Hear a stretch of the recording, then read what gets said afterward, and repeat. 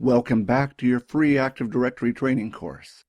In this video, I will look at installing the first domain controller and thus creating an Active Directory environment. Before you start setting up a domain controller using Windows Server 2008, there are first a few prerequisites that you need to meet. First, you need to ensure that Windows Server 2008 has a static IP address. Next, Active Directory requires DNS infrastructure to work. If you do not have any existing DNS infrastructure, you can install Microsoft DNS during the domain controller install. Later on in the course, I will cover DNS in a lot more detail. For the present, I will install DNS with the domain controller, accepting all the defaults. This way, I can concentrate on Active Directory. I promise that later in the course, I will cover DNS in a lot more detail. Active Directory requires DNS infrastructure, but it does not have to be Microsoft's. If you have an existing DNS infrastructure, such as Unix-based DNS, you can use that as well. The next prerequisite that needs to be met for your first domain controller is that you need to ensure that you are a member of the local administrators group. Once you are ready to install your first domain controller or add an additional domain controller to any existing network, run the command dcpromo. The process of changing a server into a domain controller is called promotion. It is common for people to say, I'm going to promote this server to a domain controller. I will now change to my Windows Server 2008 server to demonstrate the process of promoting a server to a domain controller. I have already installed a fresh, clean install of Windows Server 2008 R2 on this computer. When the server boots up for the first time, you will be presented with the initial configuration task screen. In order to make this server a domain controller, I first need to assign it a static IP address. To do this from the initial configuration tasks, select the option Configure Networking. This will show all the network adapters on your server. From here, open the properties on the network adapter. In this case, I will configure an IP version 4 address. You could also configure an IP version 6 address, or both if you preferred. Domain controllers work equally well with either or both. Notice when I set the DNS server's IP address, I have set it to 127.0.0.1. This is the loopback IP address. This will direct all DNS queries back to this server. Since I will install DNS at the same time I promote this server to a domain controller, this is not a problem. Once I exit out of the network configuration, in the initial configuration tasks, I also get the option to change the computer name. If I go into here, notice that I have already set the computer name to DC1. Changing the computer name does require a restart. I would recommend changing the computer name and rebooting the server before promoting the server to a domain controller. If you change the computer name and don't reboot the server, this may cause some problems with promoting the server later on. Right down at the bottom, you have the option Add Roles. This will launch the Add Role wizard. You could also get to this step by running Server Manager from the Start menu and selecting the option Add Roles. Once past the Welcome screen, select Active Directory Domain Services from the list of roles. Active Directory Domain Services requires a .NET framework, so you will be prompted to add this as well. Once I next my way to the install part of the wizard, I am ready to install Active Directory Domains Services. Notice that I was not asked any configuration questions. All I was given was an information screen about Active Directory Domain Services. Just to prove a point, I will now cancel the wizard and thus not install the role. If I had finished the wizard, the server would not have been promoted to a domain controller. Remember that to promo a server to a domain controller, you need to run the command dcpromo. To do this, I will open a command prompt. Notice that when I run dcpromo, it will check to see if the Active Directory binaries are installed, and if not, it will install them. The process does take a few minutes to complete. If you know in advance that you are going to promote a server to a domain controller, often an administrator will install the Active Directory Domain Services role ahead of time using Server Manager. By doing this, you save time promoting the server to a domain controller because you don't have to wait for the binaries to be installed. Since the process does take a few minutes, I will fast forward the wizard. In this example, I will run the wizard in basic mode. Notice that you have the option Use Advanced Mode Installation. Later on in the course, I will cover these options. In this example, I will keep it simple and stick to the basic mode. On the next screen, you have a warning about old NT-style cryptography and Windows Server 2008. This is only a problem if you have Windows NT computers or devices that use old-style cryptography. Microsoft has raised the bar with Windows Server 2008 in regard to the cryptography that it supports. By default, these old clients will not be able to use a Windows Server 2008 domain controller. On Windows Server 2008, you can change some settings so that older clients can use Windows Server 2008.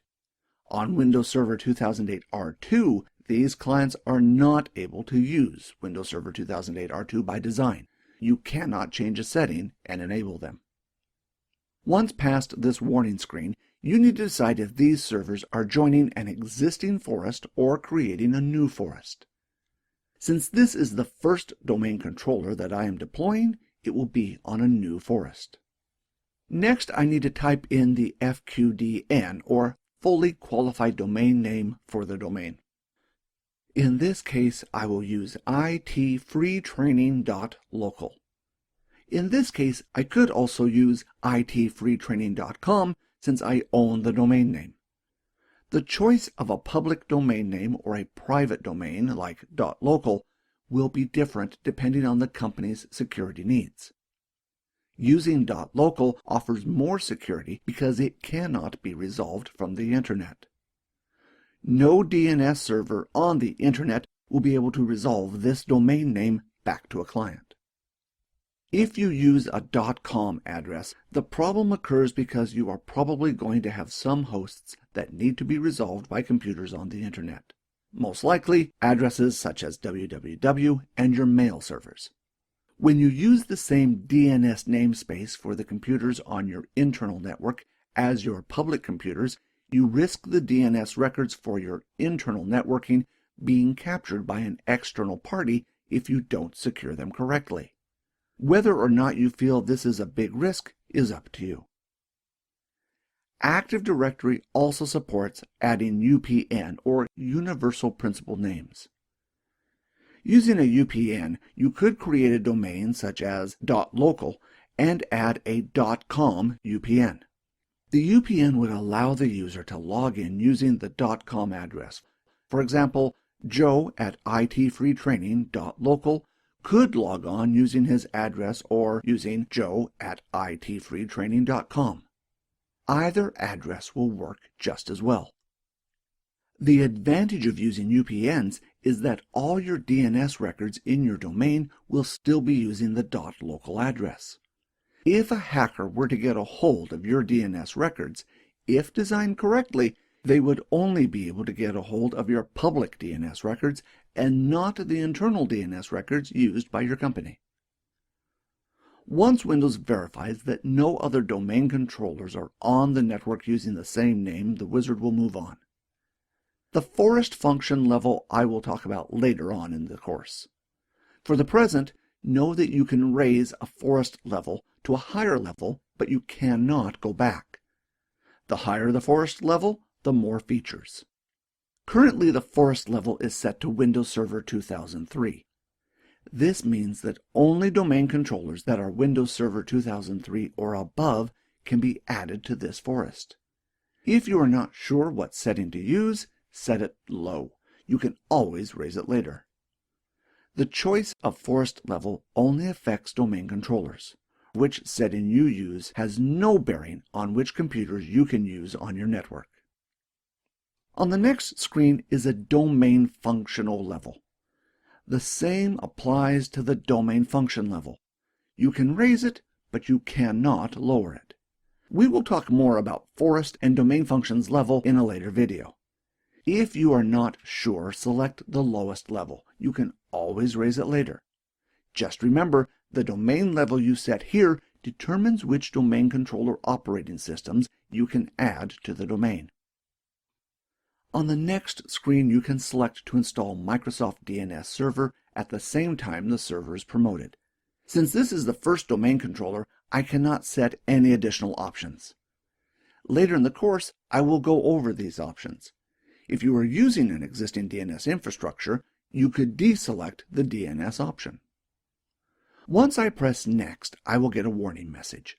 This message states that Windows could not find a delegation for the DNS zone. In simple language, this means that no DNS zone could be found for IT-free training. Since DNS has not been installed yet, this is to be expected. When Active Directory is installed, it will create the missing DNS zone for you automatically. The next screen will ask you where you want to store the Active Directory database. In this case, I will leave them on the same hard drive. On a busy domain controller, you may want to consider putting the database on a separate hard disk. You could also put the log files on a separate hard disk if you wanted to. The log files record changes as they happen, allowing the database to be recovered if the hardware was to suddenly crash. The next option is the sysvol folder. This folder contains all the login scripts and group policy settings for the domain. This data is replicated throughout the domain to every domain controller in the domain. In most cases, you will leave this on the defaults. The next screen will ask you for a Directory Services Restore Mode password. This password is different from any other username and password on the system. It does not allow you access to the domain or to any services. It is included to provide access to the database for recovery tools when things go wrong. It kind of provides a backdoor, if you will. In a later video, I will go through how to use this password with the recovery tools. For the present, choose a password that you are going to remember. The next screen of the wizard gives you a summary of all the settings that you have configured. Notice that I have an Export Settings button. When I press this button, I can save the settings that I used for this install to a file. If you are planning on installing another domain controller later on, you can use this file to automate the install so you don't have to answer all the questions in the wizard again. This file I will also use in the next video installing Active Directory on Server Core. Once the settings have been exported and I press Next, Active Directory Domain Services will now start installing. The process of installing Active Directory for the first time does take some time to complete. You have the option to automatically reboot the server once complete. However, I will leave this clear and speed up the video to the end. The wizard took about 5 minutes to complete. I now reboot the server and return once it has started back up again. Once the server has rebooted and I have logged back in again, notice that once again I am taken to the initial configuration task screen. Notice at the bottom the roles DNS Server and Active Directory Domain Services have now been installed. Since I have finished with the initial configuration of this server, I will tick the box Do Not Show This Window at Logon and close Initial Configuration Tasks. When I close this window, Windows will automatically open Server Manager. From Server Manager, if I select Roles, I can see the Active Directory Domain Services Roles Administration section. Under this is the section Active Directory Users and Computers. Active Directory Users and Computers is where you can add and remove users from the domain. This tool can also be used from the Start menu under Administrative Tools without the need to open Server Manager. Server Manager, however, does group a lot of tools together, making it easier to configure your server. If I open Users, I can see all the default users that are present in this domain. One of the things I want to point out is if I open local users and groups from the Start menu. If you have configured local users on Windows Server or clients such as Windows 7, you would have used a tool like this one. Once I open the local users and groups, notice that I get an error message.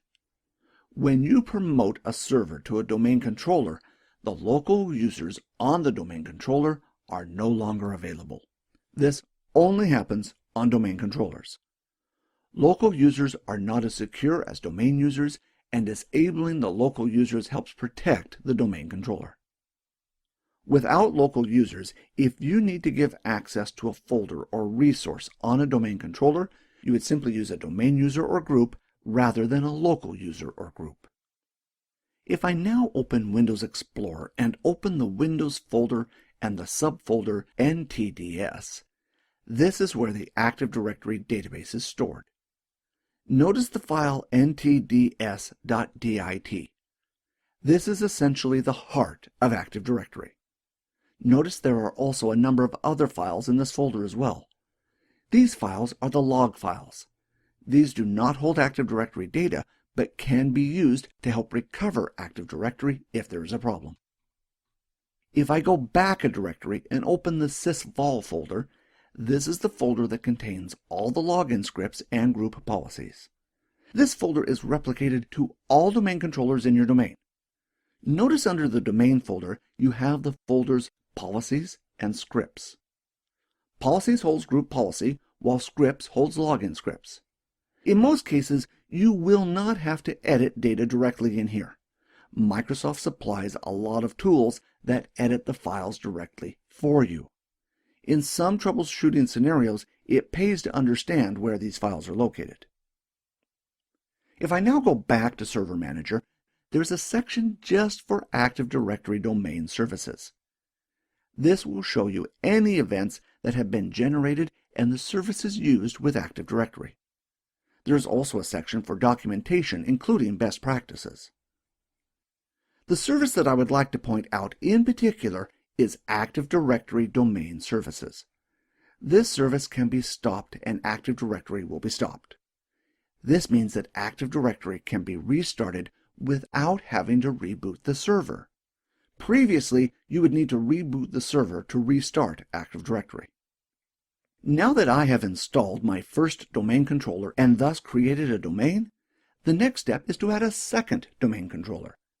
This will be the topic of the next video, in which I will install Active Directory on Server Core.